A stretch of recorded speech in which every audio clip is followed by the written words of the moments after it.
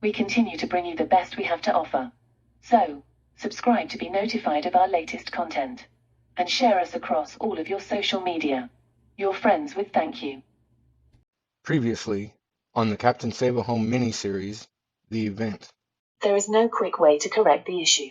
Well, that's a dick move. The framing was not lined up properly and is in need of correction. What? A drywall corner tool may be used. They didn't want to put the effort into doing this side. Do better. We are using PVA drywall primer. Dynamite.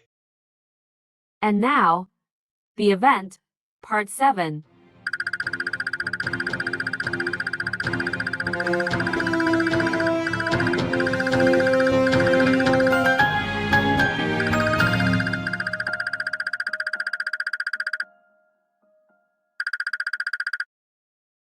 Because this area was previously part of the patio, we will need to bring the elevation of the surface up to be flush with the existing flooring.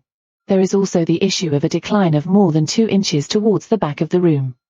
We're drilling holes at 2 foot apart and rows that are spaced at 2 foot apart, and we're going to be staggering each row. Using the powder mix self-leveling compound is ideal for situations like this, but it only takes care of up to 2 inches, and that's pretty much stretching it. So we're going to be using a stucco scratch and brown mix to use as a filler and a base. So that way we're not using that much self-leveler. And the holes are there, so that way the scratch and brown has a way to anchor into the concrete and is able to grab better. Another thing that we're going to be doing to make sure that everything goes well is we're going to be using a concrete bonding adhesive compound that will act as sort of a primer to allow the stucco mix to adhere to the concrete properly. The most effective way of spreading the bonding adhesive is to pour it onto the surface and spread it evenly, using a broom or squeegee. The adhesive bonds best while still wet. So, the stucco mix should start being applied before the adhesive dries. Mix the stucco with a thinner consistency to allow the material to enter into the holes in the concrete and spread the stucco evenly along the surface. Apply the bonding adhesive and stucco in manageable sections at a time. This will prevent the adhesive from drying out before the stucco is applied. When spreading the stucco mix, allow the surface to maintain its texture so the leveling compound has something to stick to. In the lower areas, wait for the stucco mix to set up a little before reapplying, to help mitigate any elevation issues of 1 inch or more.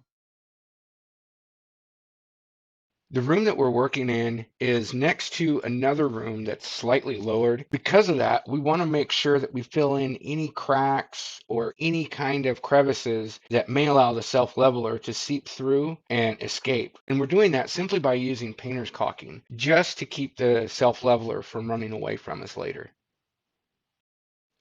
Self-leveling compound does just that. After mixed, it's got a really thin consistency that allows it to travel to the low spots. But since this is only being done by one person, we want the consistency of the first few mixes to be super thin. That way it doesn't dry up on us before we finish covering the surface entirely.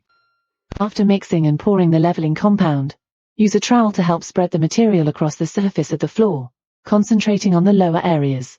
Smooth out any locations where the most recent pour meets with the previous pour. Even though it's pretty much going to do its thing all by itself, we will need to kind of help it along a little bit, just so the material ends up flowing in a consistent manner. And with larger areas especially, the self-leveling compound can benefit from the use of a larger concrete float to move more material at once, and help smooth out any rough areas that may develop.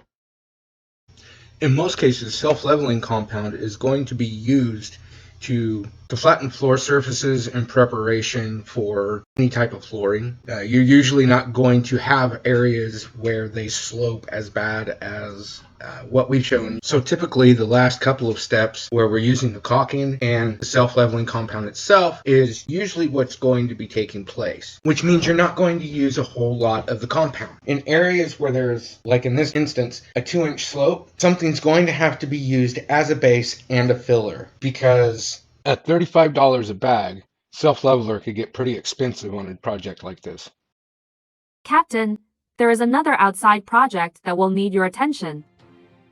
Records show that this project is already in the archives. Yeah, but I'm thinking maybe we should do something a little different with it this time.